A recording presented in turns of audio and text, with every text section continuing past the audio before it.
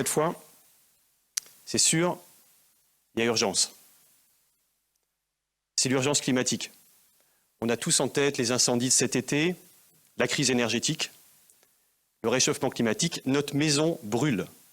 Il faut agir pour protéger notre planète. On est tous d'accord avec ça. Mais notre planète, est-ce qu'on la connaît vraiment? Est-ce qu'on la connaît bien? Quand on parle de planète, on imagine déjà aller sur Mars, aller vivre sur Mars, avec une étape en passant sur la Lune. Alors Mars, c'est la planète rouge, et nous, on a la planète bleue.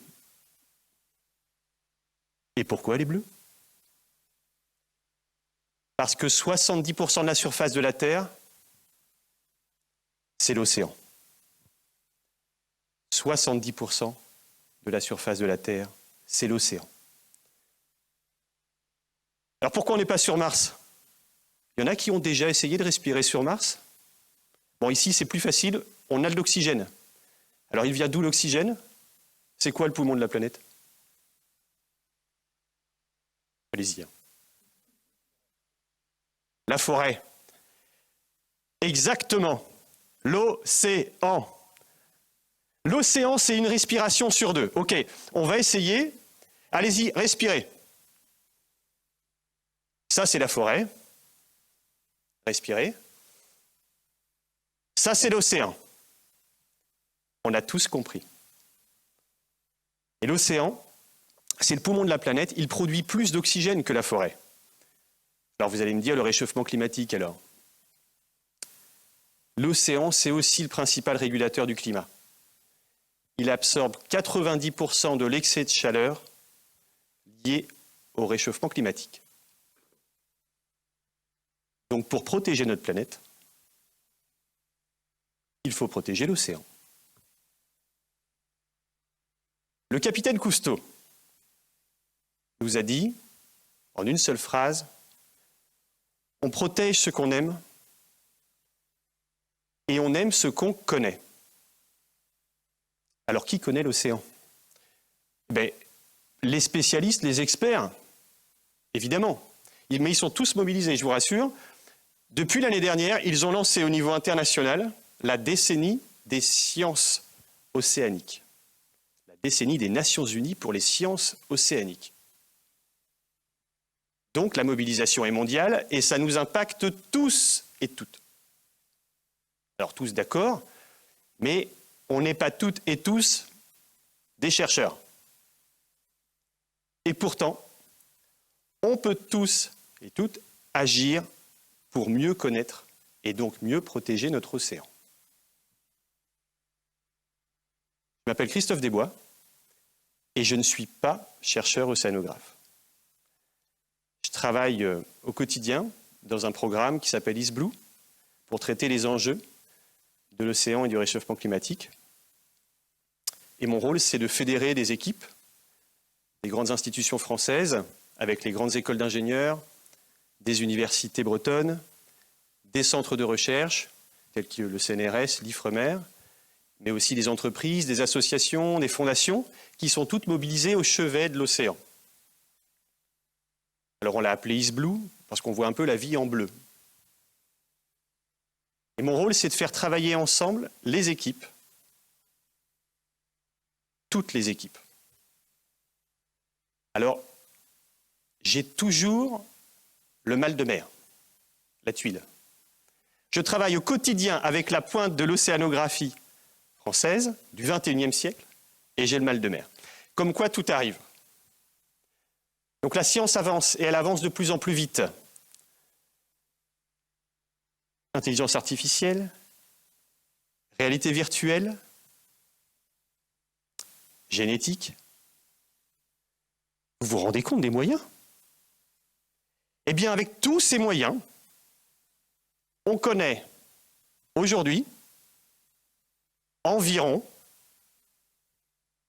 un peu moins de 5% de la biodiversité marine. Je n'ai pas dit 50, hein. J'ai bien dit 5%. En ordre de grandeur, on a 240 000 espèces qui ont été décrites par les scientifiques, qui estiment à environ 5 et 10 millions le potentiel d'espèces pour la biodiversité marine. Donc c'est comme si on était en train de dire « J'ai lu Harry Potter, mais vous ne savez pas encore qu'il va à l'école des sorciers. » Heureusement, on sait cartographier plein de choses aussi. On sait cartographier la Lune. On vient juste de recevoir la dernière cartographie de Mars. Bon, et les océans? Vous connaissez les océans? Elle date de quand, la dernière cartographie du fond des océans, à votre avis? Une date. Elle date de 2030. Enfin, s'ils finissent à temps. Parce qu'il y a du travail. Aujourd'hui, 80% de l'océan n'a jamais été cartographié. Donc, on connaît mieux la surface de la Lune que la surface des fonds marins. Donc, vous voyez, humblement, on ne connaît pas grand-chose. Et pourtant, souvenez-vous ce que nous disait Cousteau. En gros, on connaît 5%, donc on va protéger 5%. Vous vous rendez compte? Pour protéger, il faut connaître. On a véritablement besoin de connaissances. Et là, on va entrer dans le dur.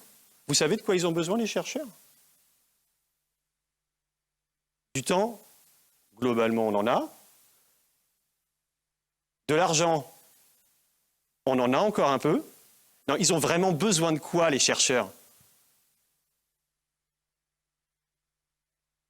Vraiment. De vous. Les chercheurs ont besoin de vous. C'est un appel au peuple. Les chercheurs ont mis en place des programmes de sciences citoyennes. Donc, nous pouvons toutes et tous, citoyennes, citoyens, non scientifiques, participer à l'avancée de la science et de la connaissance. Intéressant. Alors comment ça marche, vous allez me dire? Eh bien, vous avez tous une arme de connaissance massive dans votre poche, un smartphone. Vous pouvez tous réaliser des observations, des mesures que vous pouvez transmettre. L'important, c'est de s'engager. Donc concrètement, vous allez sur Internet, vous tapez Open Science Participative, vous allez tomber sur le portail de référence au niveau français qui recense toutes les initiatives en cours. Il y a déjà 75 000 participants inscrits et un peu plus de 150 observatoires en place. Vous pouvez vous engager. Donc si vous êtes plaisancier, vous pouvez participer. Si vous préférez la pêche à pied, vous pouvez participer. Si vous aimez les sentiers côtiers, vous pouvez participer aussi. Ce qui compte, c'est l'envie d'agir. C'est l'envie de faire ensemble. Faire ensemble. Ça résonne particulièrement en moi.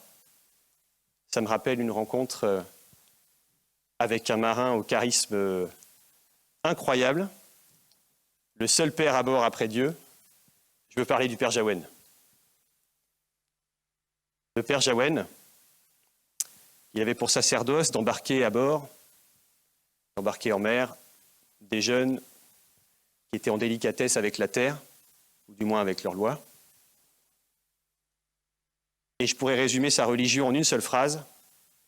L'important, c'est de mélanger. Il faut mélanger les gens. À bord du Bel Espoir, j'ai embarqué plusieurs semaines avec lui. Il y avait des gens de tous horizons. Et à bord, j'ai appris la joie de faire ensemble.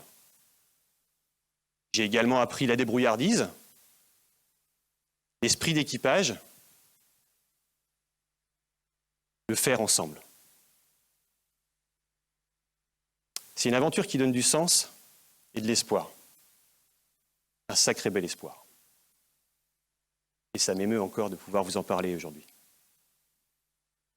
L'important, c'est l'humain. C'est la rencontre. Que vous soyez experte, expert ou non, l'important, c'est votre contribution. Vous pouvez tous contribuer à avancer dans la connaissance. Les sciences citoyennes, elles sont accessibles au plus grand nombre. C'est l'occasion de mobiliser aussi d'autres approches. Une approche plus low-tech, qui soit utile, accessible à toutes et tous. On parle de démocratie technique. Bien sûr, qu'il soit plus durable en termes de ressources employées, en termes d'impact et l'ingénierie décarbonée. Avec la low-tech, il ne s'agit pas d'opposer la vision high-tech et low-tech. Et en océanographie moderne, l'océanographie moderne illustre très bien.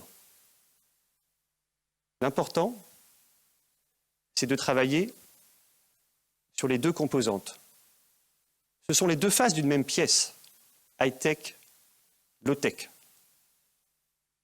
Aujourd'hui, vous avez autour de la Terre des satellites qui scrutent l'océan. Ces satellites ont tous une marge d'incertitude de mesure.